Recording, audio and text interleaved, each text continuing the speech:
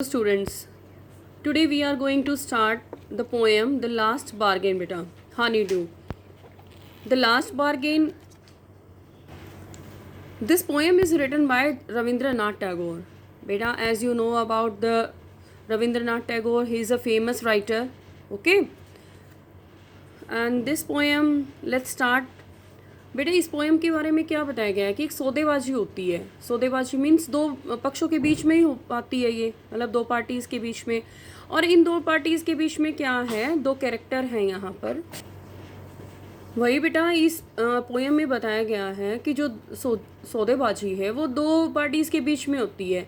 और क्या होता है कि कोई काम की तलाश कर रहा है, बट काम पर जाने के लिए क्या होता है, वो इंतज़ार करते हुए सौदेबाजी करता है. लेकिन इस बेकार वो इसे बेकार समझता है. क्या होता है कि आजकल जो कोई भी है इंसान, अगर अपना कोई काम निकलवा रहा है, दैट मीन्स वो उसके बदले में क्या चाहता है कि उसको ना कुछ मैं लालच दे दूँ या लोभ दे दूँ. तो ऐसा ही इस पोएम के बारे में बताया गया है. तो let's we continue this poem. A bargain is an agreement in which both parties promise to do something for each other. कि सौदेबाजी एक समझौता है, that is an agreement which both parties promise to do something for each other. और एक दूसरे के लिए कुछ करने का वादा करते हैं. Someone is looking for work waiting to be hired. और कोई काम की तलाश कर रहा है और काम पर जाने के लिए इंतज़ार करते हुए. He striking a bargain but thinks it worthless. लेकिन वो क्या है बेटा, ये एक सौदेबाजी करता है लेकिन ये एक इसे बेकार समझता है. And he tries twice again but does not like either. He tries twice again but doesn't like either. वह दोबारा प्रयास करता है लेकिन यह सौदेबाजी को पसंद नहीं करता. Finally in the last bargain when he is hired for nothing whatever he is happy as never before. और अंतिम सौदेबाजी में जब उसे बिना कुछ किए काम पर रखा गया है तो वो बहुत ही खुश है. ठीक है. And what is the bargain and why is it the best. और इसमें सौदेबाजी क्या है और क्यों ये सर्वोत्तम है. Come and hire me I cried while in the morning I was walking on the stone paved road. सुबह जब पथरीले रास्ते पर, स्टोन पेव्ड रोड होता है बेटा जो पथरीला रास्ता होता है, stony path.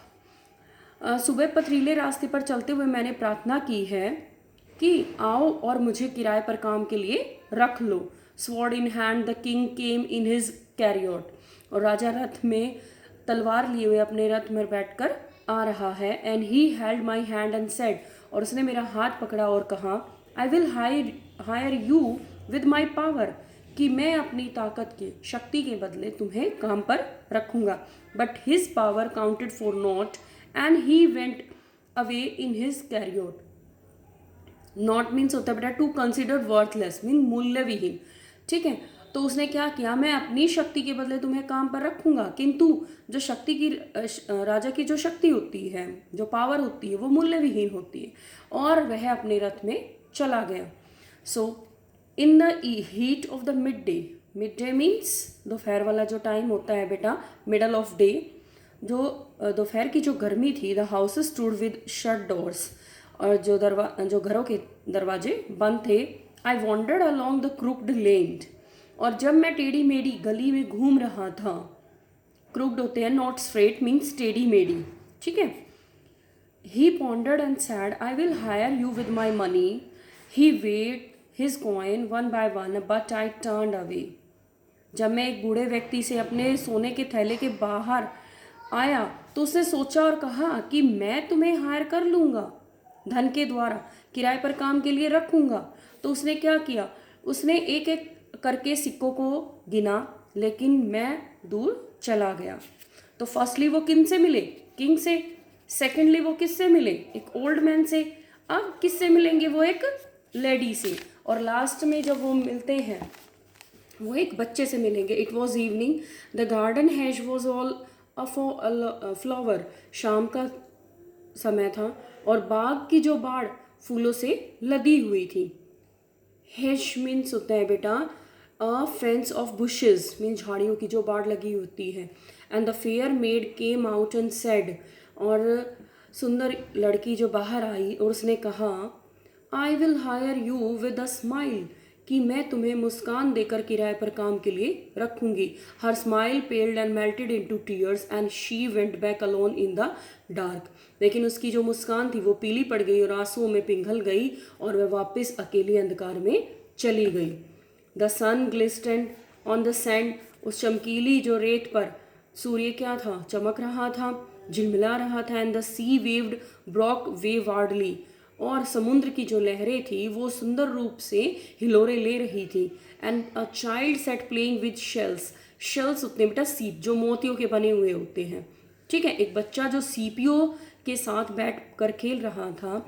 He raised his head and seem to know me and said, और उसने ऊपर देखा और मुझे जानता हुआ प्रतीत हुआ। और I hire you with nothing, कि मैं तुम्हें बिना कुछ दिए काम पर रखता हूँ। From henceforward that bargain stuck in child's play made me a free man. Henceforward होते हैं बेटा from this time onward, ये मतलब इसी समय से। From henceforward that bargain stuck in child's play made me a free man, कि तब से उस सौदेबाजी ने मुझे एक स्वतंत्र मतलब एक फ्री व्यक्ति बना दिया, इंसान बना दिया, जो उस बच्चे के खेल में विलीन हो गए।